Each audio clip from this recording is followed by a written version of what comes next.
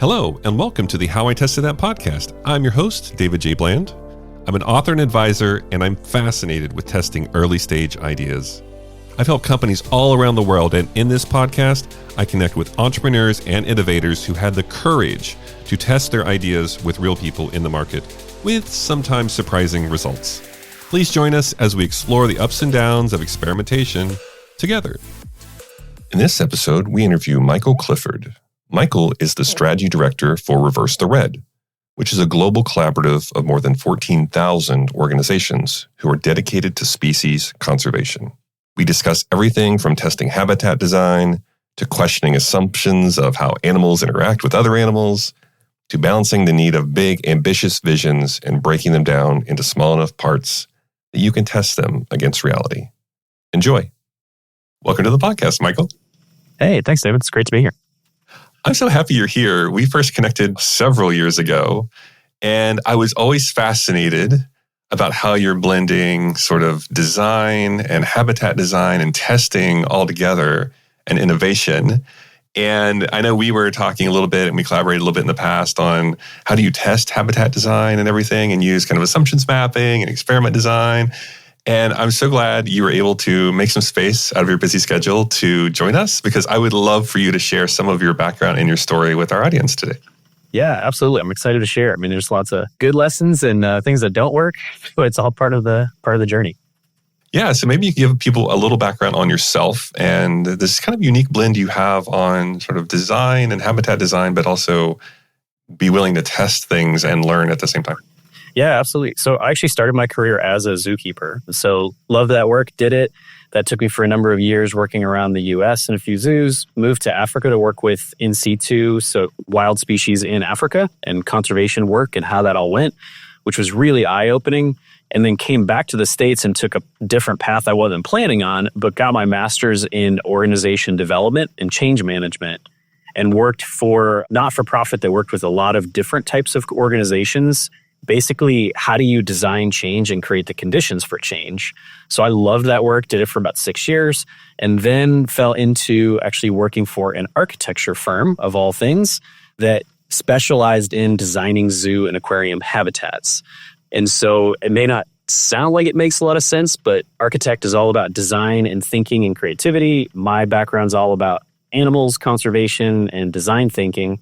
So I did that for about 6-7 years, and I still hold a role within that team. And then about 18 months ago, I started in as the strategy director for Reverse the Red, which is a global coalition to halt the extinction of threatened species. So we work in about 196 countries and 20,000 plus partners, and it's wonderful and chaos all at the same time. You know, so much in my work, I talk about environment design and how leaders are responsible for designing the environments of their organizations.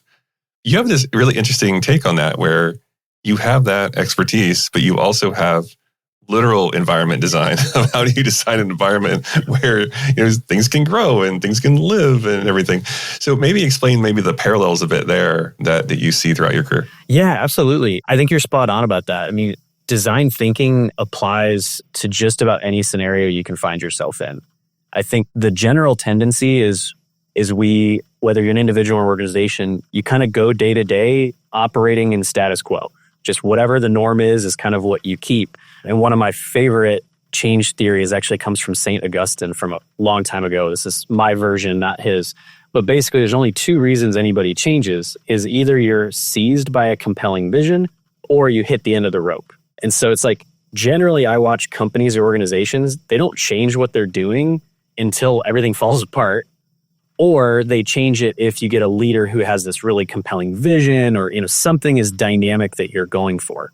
And what's weird is when you work with environmental efforts and species and biodiversity, we don't want to change when we hit the end of the rope, because that's where we're dealing with. We have species where there's only 200 or less left. I mean, the work that you have to do when you're down to the 11th hour is really difficult.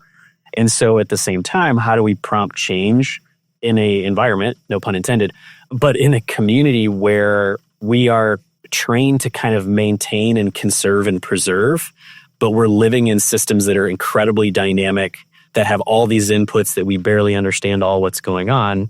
And then the last layer is you put on top living animals, living plants, living fungi.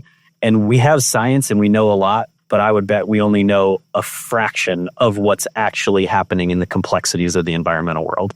Yeah, I think about systems thinking, and I think about how that really needs to come back or be popularized again, because we don't understand the complex systems, and we start testing and we don't understand the implications of our testing. And so when you were talking, I was thinking about this idea of testing environments, like literal physical living environments, and how that impacts things. And what you're saying to me is almost as if there's a risk in not changing. We have to be so conservative, we're not going to change anything. And that in itself is inherently risky. 100%. That's a spot on way to think about that, is to continue doing what we're doing today with the trajectory you understand it. That's a risk. So we have to be willing to do something differently. But at the same time, whether we're talking about endangered species or endangered and kind of threatened ecosystems, we're still relying on 50, 60, 70 years of science, which is good. We shouldn't throw that out. But that doesn't mean that 50, 60 years, 70 years of science has the solutions yet. Often I'll talk to organizations because there tends to be this big separation between the corporate world and the environmental world. We don't always play together very nice. And the reality is that most of biodiversity loss comes because we're extracting some sort of an economic value from biodiversity. And that's not inherently bad. I'm not raging against that. However, when that's done out of sorts, it is bad. And we see a loss of biodiversity at too great a rate. But the challenge is these corporations are putting millions, if not billions of dollars into advancing technology and strategies and extraction methods. And they're strategically growing their ability to do this.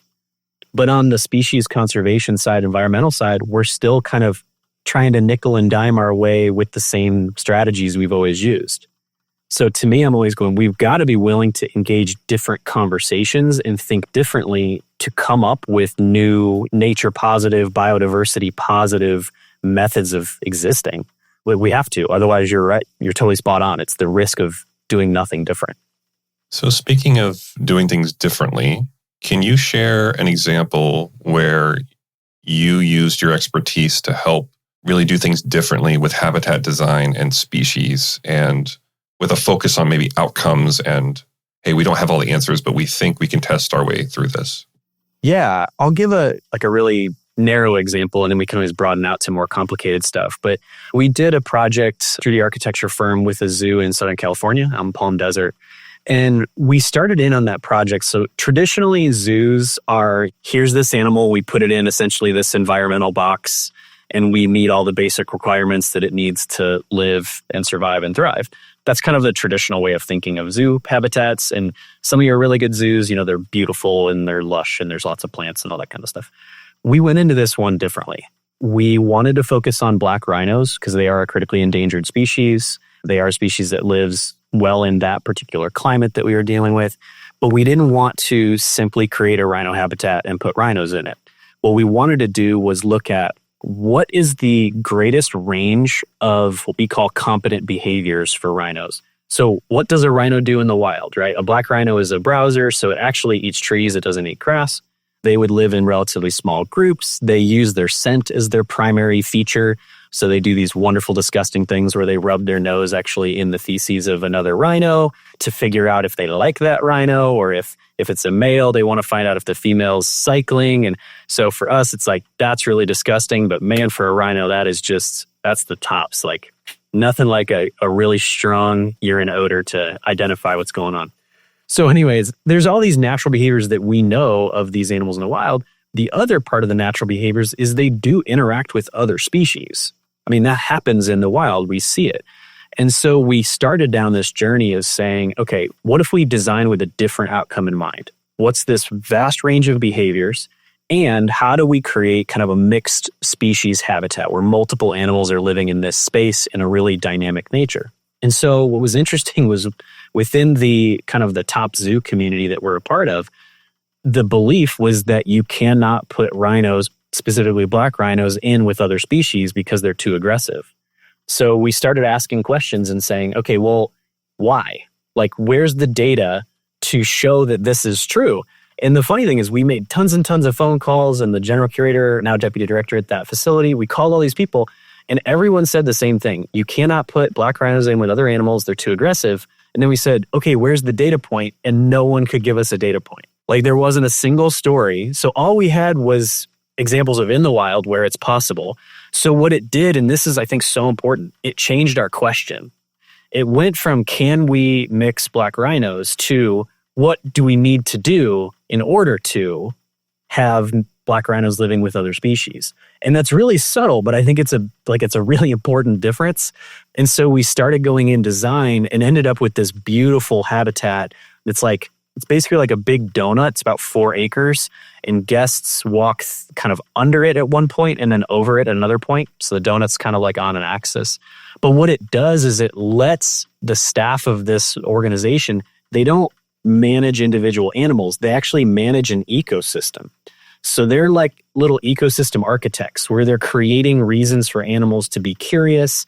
What they found really quickly was that they actually had behavioral data that all the different species that lived in there, so there's birds, antelopes, rhinos, smaller deer type animals, they actually have daily migration patterns. So they're literally moving and journeying around this entire habitat. They had instances where you would have the rhino would go up to the guinea fowl, which are like a African chicken, basically.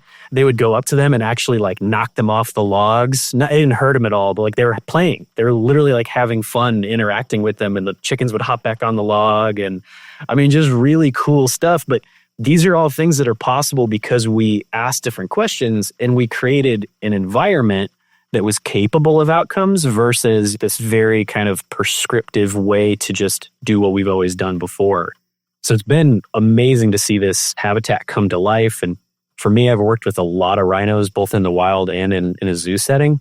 I mean, it put me in tears one of the first nights I was there watching the younger male rhino literally running laps like up and down the hills. And you had people literally saying that, like, you can't give rhinos hills. It's too steep. They can't handle it. It's not true. Like, again, we see them doing this in the wild. Why are we not doing this?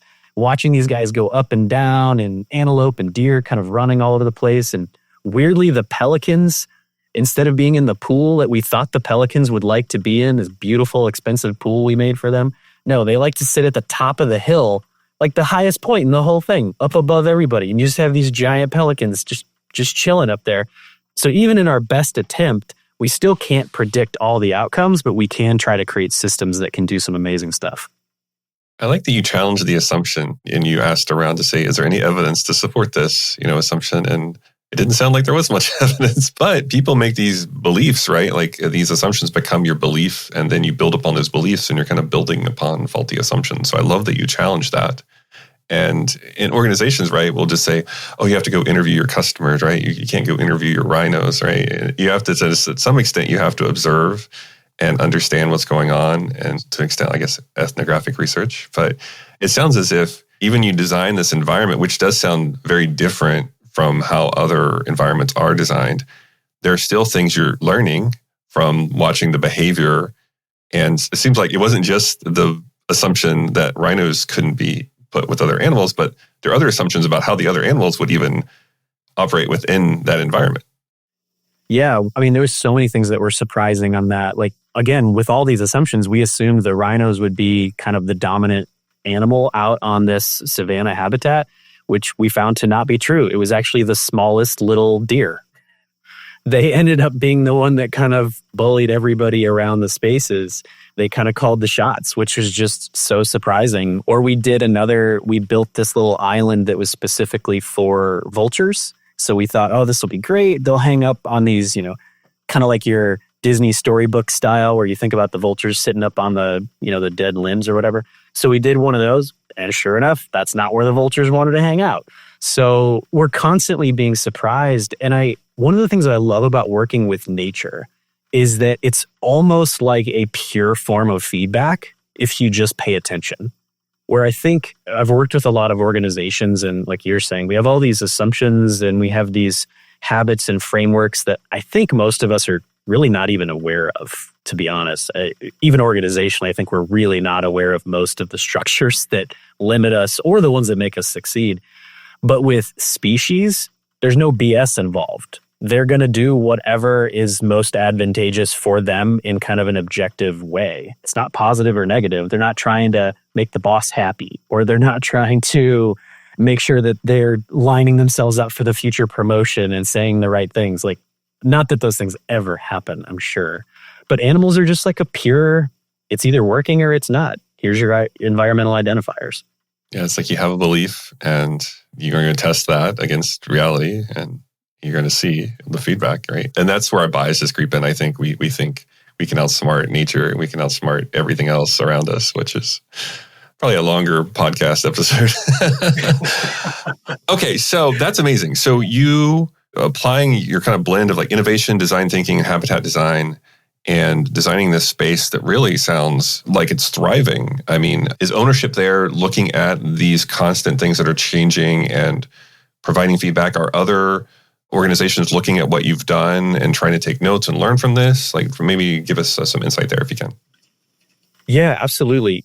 Short answer is yes. Particularly within kind of the conservation environmental world, change is really slow. I think there's a number of reasons for that, and we can unpack that if you want. But what we are seeing is the basis of design thinking for that environment was fundamentally different. And one of the challenges is that, and I had this conversation with another organization that said, we saw it, it was amazing, we want to replicate it here. And my encouragement to them was, it's not about replicating it here, it's about replicating the right questions for you. And again, I know that's a subtle little change, but the context in every environment is different. And so the solution in one place doesn't necessarily mean it's going to be the solution in place 2 or 3 or 4. We can learn from it for sure. Let's build off of it and kind of take those lessons. But what I see often happening is kind of this carbon copy methodology where it worked in one place. Great, we're just going to do the same thing. But they miss out on the wrestling through the design thinking that went into it. And so like one of my fears using that example, and then maybe I'll talk about another one that's more broad environmental, is for that organization, number one, that was involved from the start of it, their entire staff believes in the goal and they believe in the outcome. And so they see their role in it. Versus if you took the same exact habitat, same design, and you placed it with a team that doesn't think the same way, it will not work. I would actually argue that it might be worse. The end outcomes might be worse because they're not operating with the same kind of understanding of how the system works. So there's a process piece that's really critical. And maybe an example I can share about that. So right now we do work, Reverse the Red does work all around the world on protecting threatened species and endangered species. And so in Africa, there's a number of really successful initiatives where they've created anti-poaching units. So what that is if we're losing elephants, giraffes, rhinos, whatever different species are there, and they use these units in Asia as well as Africa and South America. But essentially, it's a small little paramilitary that goes in and protects these animals in this particular region. Amazing people. It's super difficult, super dangerous work. And it's working in some places. What we've seen, though, is that new areas in the world are trying to replicate that system, but they didn't do it in the same way, and it's actually causing social issues.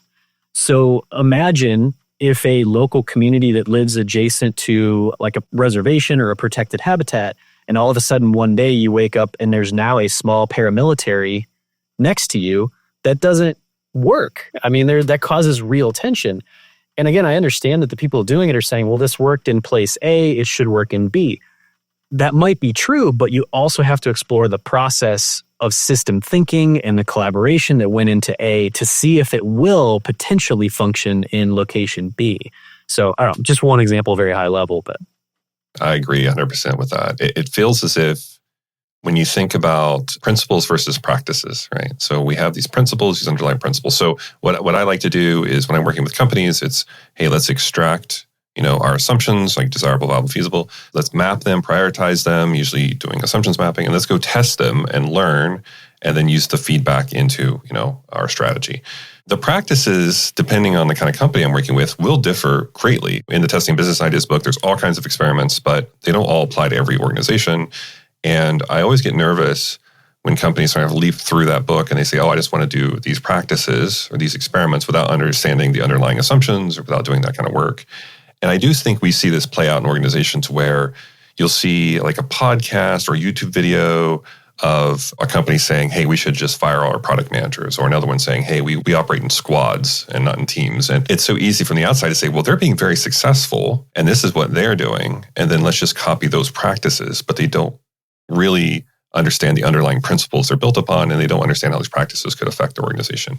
And so I do see this time and time again, and it kind of comes with different fads, like we happened way back with lean and other things. And I do see this. It doesn't seem to be unique to just like tech companies or auto manufacturers, or it just seems like, I don't know if it's human nature for us to do this, but we look at something that's being successful and we say, oh, let's just copy that and it's going to work here. And as you're saying, it's almost like you have to take a pause and understand the why and understand the deeper impacts of adopting that. And that's hard because if you start with the principles, you almost have to cultivate the practices that work for you. And they may be slightly different than the practices you're seeing another organization use to be successful. And so how are you navigating that aspect of, it's almost like your success could lead to people copying your stuff without understanding the why. 100%. Yeah. I mean, what you said is so good. So I want to lean in on that is I think you're spot on that it's really like there's an underlying set of, you might use the word practices. Some people would use culture, habits is maybe what I would use. But I think fundamentally one of the biggest challenges we have, like what is driving us to do that kind of carbon copy, cut and paste methodology. And I think it kind of comes down to this human nature or human malady that I would call hurry sickness. Not my term, I've adopted it from other brilliant people.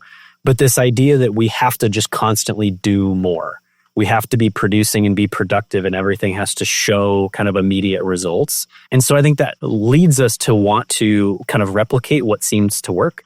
Like, what's the easy button, right? Oh, that company laid off those people, or they changed this department. Cool, we'll do the same thing.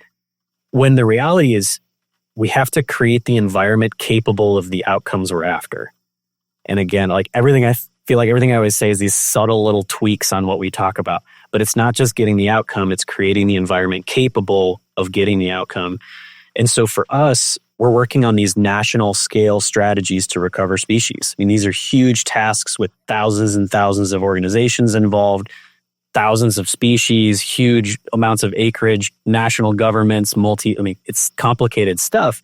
It's solvable, but it also has to look different in every single country, in every context. And so we work really hard to build relationships as the foundational place to start. Can we be in relationship and trust each other? Because the journey we're about to go on is going to be difficult, and we will encounter challenges and we will fail. And I know that's that's not the great pitch to start the journey, right? But it's true because we're trying to do something that isn't working. Like we're trying to go in a different direction than where we are today. So if we knew how to get there, we would do it, right? I mean, that kind of cliche thing. So we're in this process where we have to clarify the overarching goals, what we're trying to achieve, and an agreement of how to get there. But once we get to step one, the rest of it is completely co-designed. It has to be. So what it looks like in Indonesia is going to look different than Fiji, than Canada, than wherever.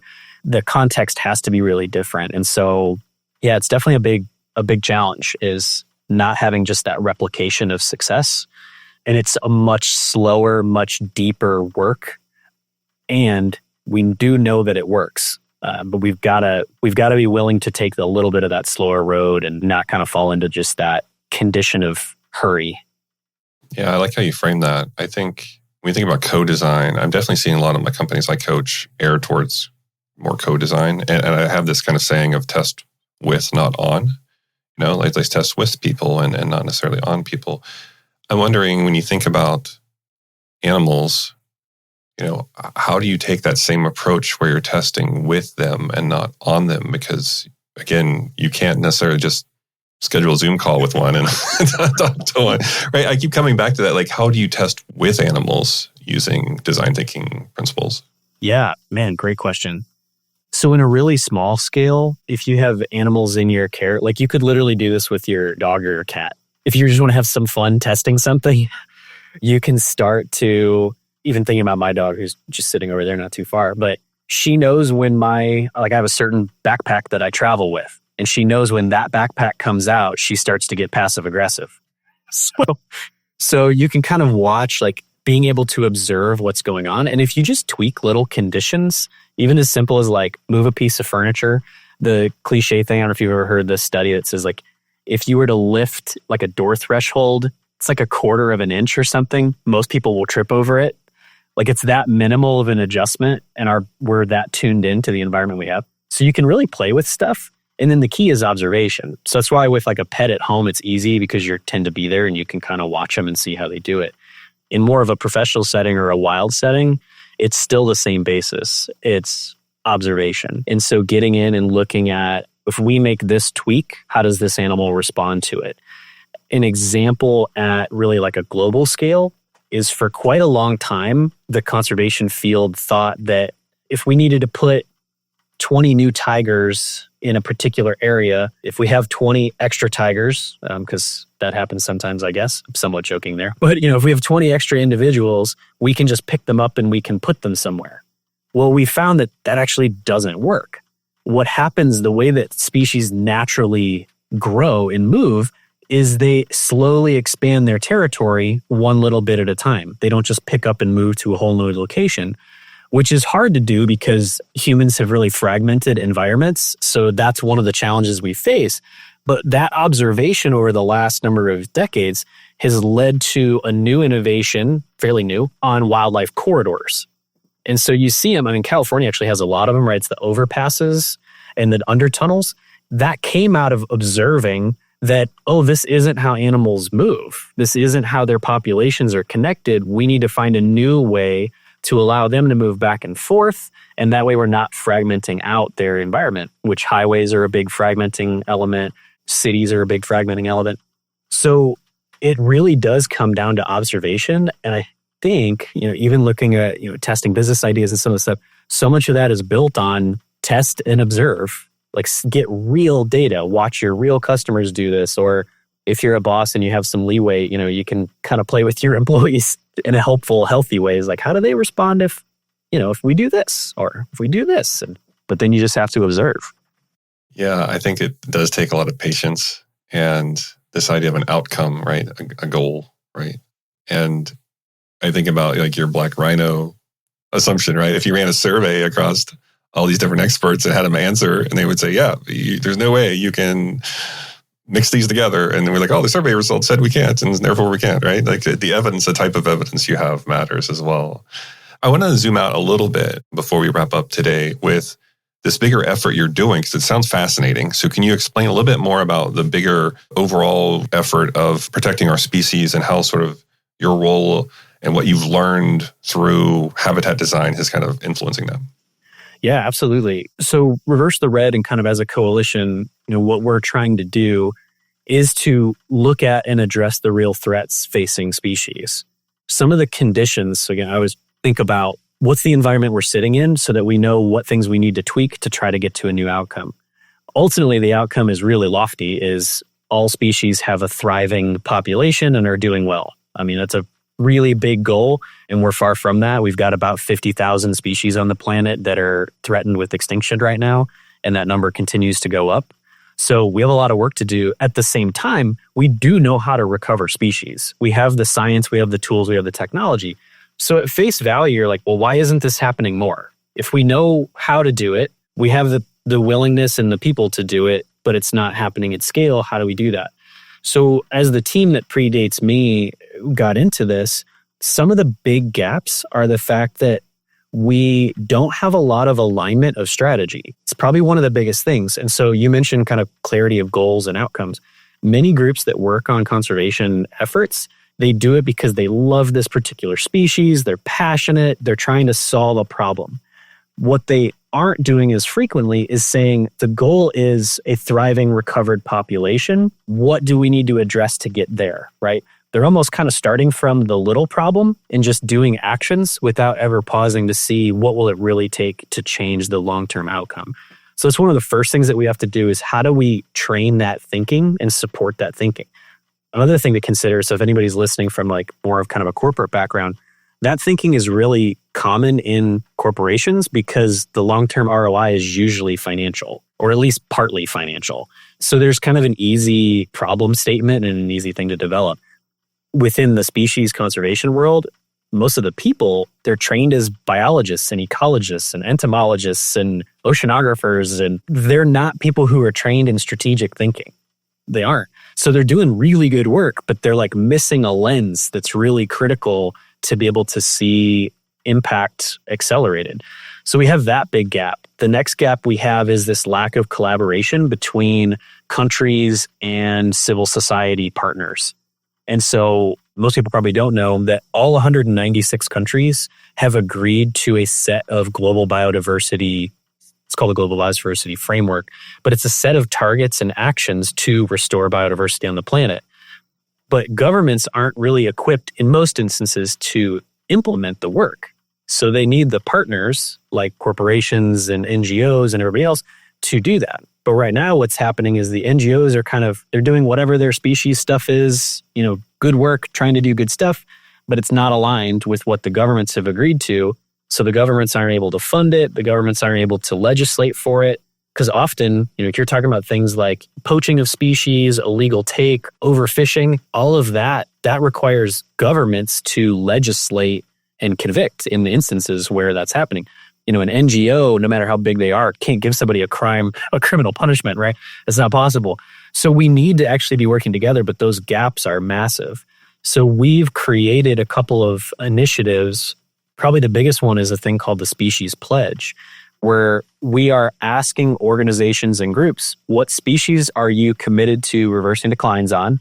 What country are you operating in? And what actions are you taking? So we kind of break it down to a set of 7 actions. And we have over 4,000 pledges already, and our goal is to get up over 10,000 this year. But that is the first ever map of who's actually doing what, because we don't know. Right now, everything is so disparate and unconnected or disconnected that this is the first attempt. And you talk about experimentation all the time. This is a fast, loose, quick experiment.